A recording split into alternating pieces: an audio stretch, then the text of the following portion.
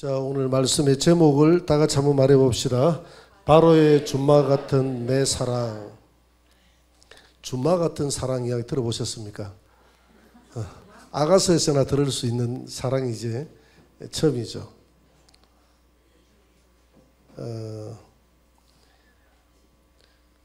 아가서 1장 9절을 한번 볼 수 있도록 하겠습니다. 한번 떼어주세요. 아가서 1장 9절을 오늘 처음 9절을 다시 한번 더 읽고 시작합시다.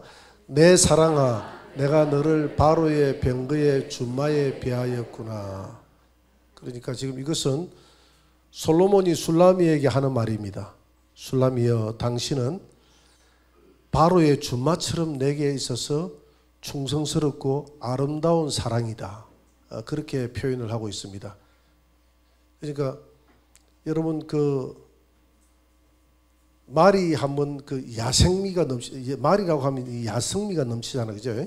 야성미가 넘치는 그런 주인에게 충성하는 게 말이거든요. 마찬가지입니다. 지금 술라미의 모습을 한번 생각해 보세요.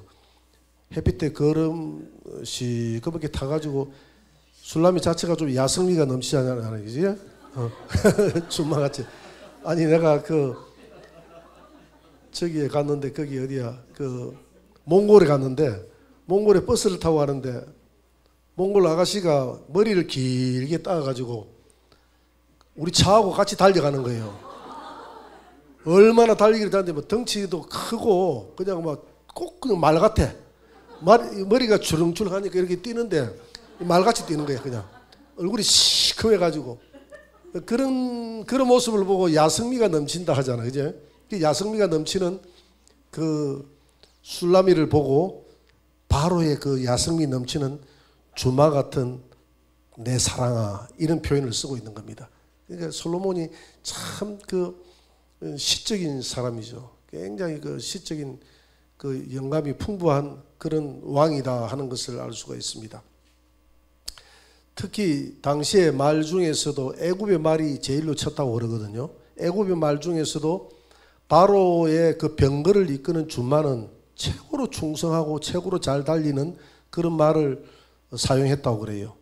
그래서 애굽에서 바로의 준마를 선택할 때는 특별히 충성심을 봤다고 합니다. 말 조련사가 바로가 이끄는 병거의 준마를 선택할 때는 사막에 가가지고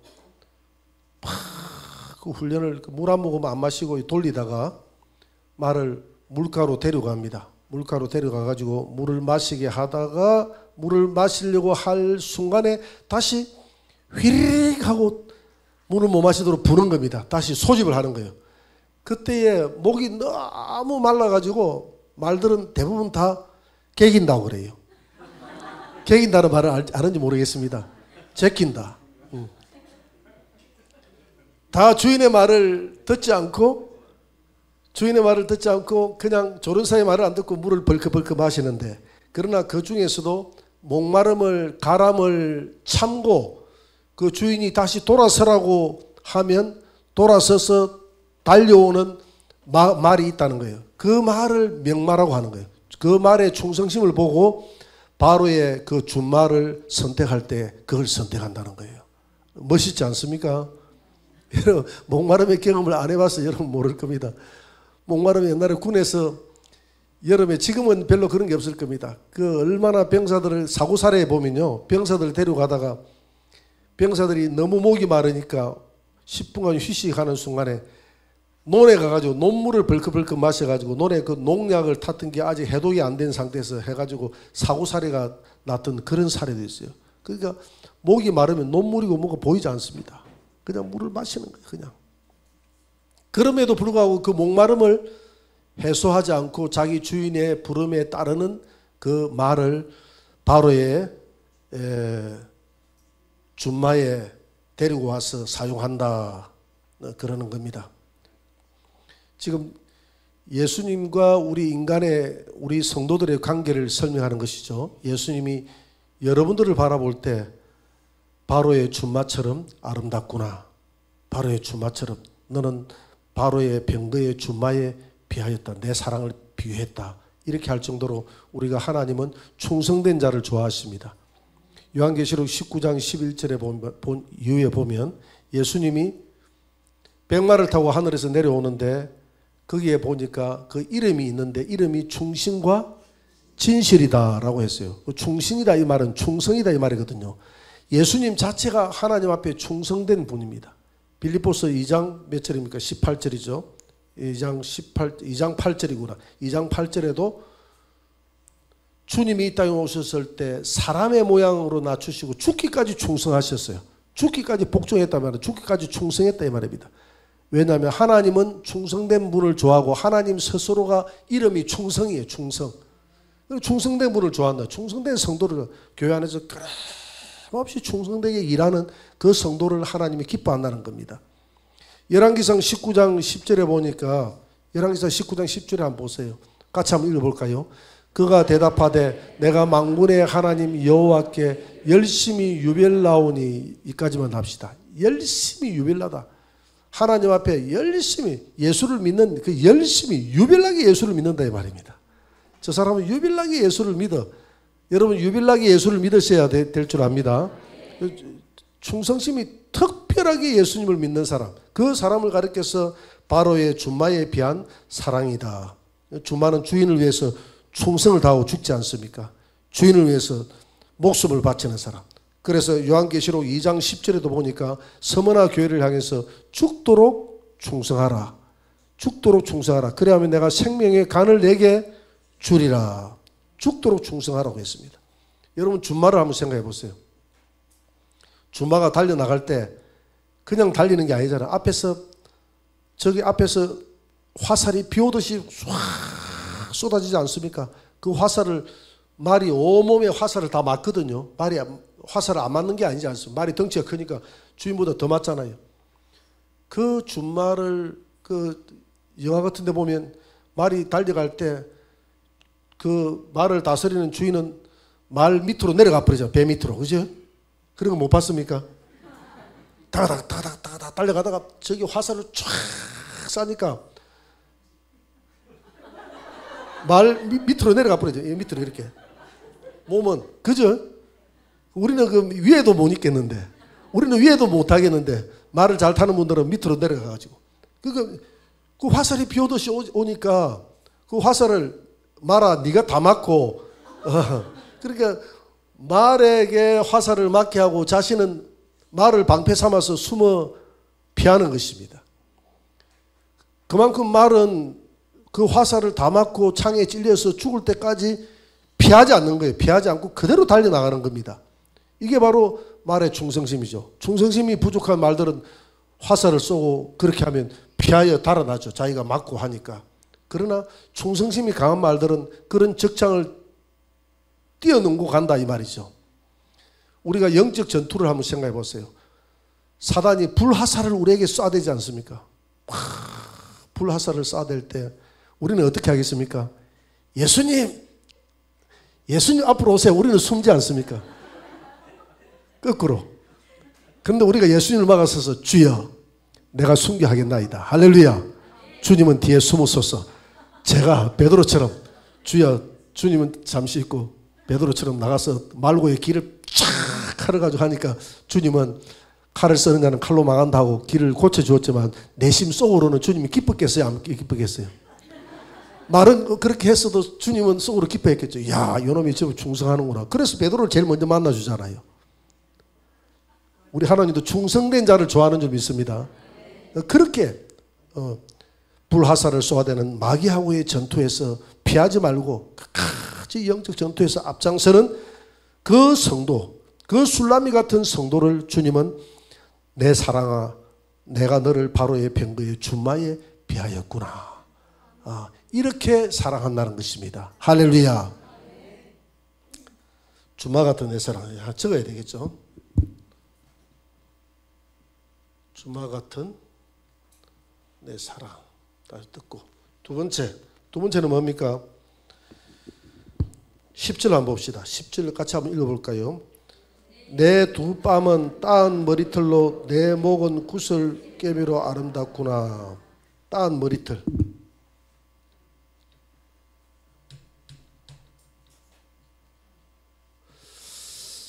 따은 머리털. 술라미는 머리를 어떻게 했냐면 머리를 길어가지고 머리를 따가지고 뒤로 안 제끼고 약간 얼굴을 살짝 가렸어요. 한번 상상을 해보세요. 이렇게 살짝 약간 눈처럼 이렇게 가렸다 이 말이에요. 그러니까 이렇게 가렸다 이 말이죠. 이렇게 가리고 가리미를 타가지고 아마 이렇게 가리고 이렇게 가리고 내 두 뺨은 따은 머리털로 그랬잖아요. 따은 머리털로 덮여 있다 이 말입니다. 여러분 창세기 24장 65절을 보면 이 힌트가 조금 나와 있어요. 한번 보세요. 65절 다 같이 시작. 종에게 말하되 들에서 배회하다가 우리에게로 마주오는 자가 누구냐. 종이 이르되 이는 내 주인이니이다. 리브가가 너울을 가지고 자기의 얼굴을 가리더라. 그러니까 이 머리털을 너울 삼은 거예요. 너울 삼아서 자기 얼굴을 가린 거예요. 그래서 이삭이 리브가의 그 너울을 걷어주고 자기 장막에 들어가서 자기 아내로 취하잖아요. 그러니까 이 얼굴을 가린다는 것은 내 얼굴에 이 너울을 벗겨주는 자가 나의 주인이라는 것입니다. 내 주인이 나타날 때까지 내 얼굴을 가린다는 것. 그러니까 지금 이 술라미는 솔로몬 앞에 내 두 뺨은 따은 머리털로 가려졌다는 것은 수줍어하면서 솔로몬 앞에 솔로몬이여 당신이 내 너울을 걷어주소서 이런 뜻이 포함되어 있지 않습니까? 또 혹시 너무 은혜 받아가지고 머리가 긴 여성 노님들 기도 나와가지고 머리털을 이렇게 해놓고 주여 내 머리털을 뒤로 제껴 주옵소서 이렇게 하진 않겠죠. 이렇게 했다는 거예요. 이게 그 머리털을 제껴주시는 분이 그 면사포를 제껴주시는 분이 내 주인이다. 내 남편이라는 거예요. 내 남편만 사랑하겠다는 겁니다. 다른 데 돌아보지 않겠다는 거예요. 내 남편만 사랑하겠다. 엘리야는 열왕기상 18장 21절에 보면 여호와가 만일 하나님이거든 여호와를 따르고 바알이 만약 하나님이거든 바알을 따르라 했는데 이 둘 사이에서 머뭇 하더라고 그랬어요. 여러분 우리는 사정없이 예수님을 선택하시기 바랍니다. 둘 사이에서 머뭇거릴 필요가 없어요. 오직 우리는 예수님만 따라야 돼요. 이 섞이는 것을 싫어해요. 예수님은 가장 섞이는 것. 그래서 뭐 WCC니 뭐 다른 종교하고 손을 잡고 좋은 일을 하자, 애국 운동하자, 무슨 좋은 일을 하자. 아무리 그 이상이 좋아도 하나님은 섞이는 것을 원치 않습니다. 어떤 운동이든지 예수의 이름으로 할 수 있어요, 없어요? 예수의 이름으로 할 수 있습니다. 우리가 세력이 약해서 불신자들의 손을 잡고 일을 하겠습니까? 믿음의 사람은 믿음의 방법대로 일하는 거예요. 믿음의 방법대로 기도하면 한 사람만 하나님 앞에 깨어 있으면 예루살렘 성을 멸하지 않는다 그랬잖아요. 많은 사람을 요구하지 않는다는 거거든요. 우리는 세상 사람들은 많은 세력을 요구합니다. 세력이 큰 쪽이 여론이 큰 쪽이 그 승리하잖아요. 그러나 하나님은 세력을 요구하지 않고 단 두 사람 여호수아와 갈렙 같은 충성된 사람 두 사람을 한 사람을 요구하는 줄 믿으시기 바랍니다. 한 사람이 예루살렘 성을 막아선 사람이 있으면 내가 이 성을 멸하지 않겠다고 그랬잖아요. 한 사람, 의인 한 사람. 따 머리털은 그래서 나의 주인은 예수님밖에 없습니다라는 그런 뜻이 포함이 되어 있다. 예수님밖에 없다. 그 다음에 10절 하반절에 보니까 내 목은 구슬깨미로 아름답구나. 구슬깨미.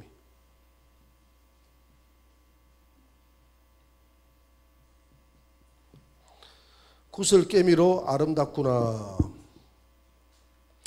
성경은 항상 교만을 상징할 때 목을 교만으로 상징을 했습니다. 이 목이 교만하다. 이사야 3장 16절에도 시온의 딸들이 교만하여 느린 목, 교만하여 시온의 딸들이 교만하여 느린 목.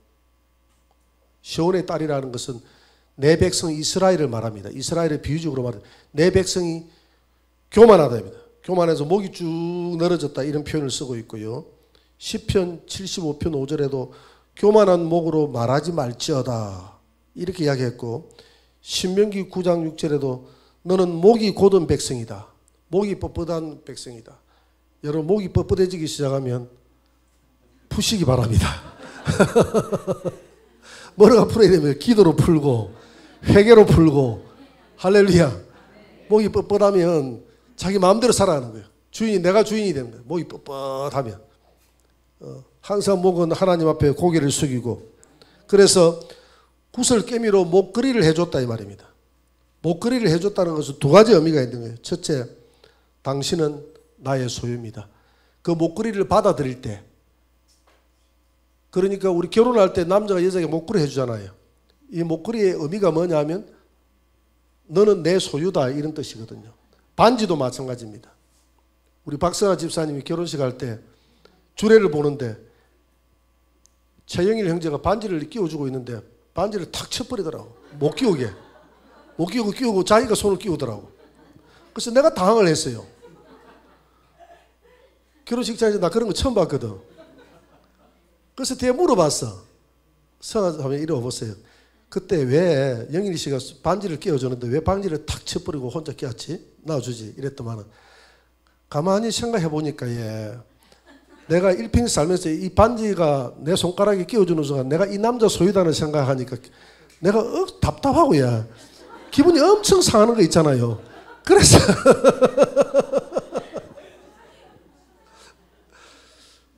그래서 그랬다면서 그 이야기를 하더라고요. 유머 그 코미키한 데가 있잖아요. 아주 그 코미디 아닙니까?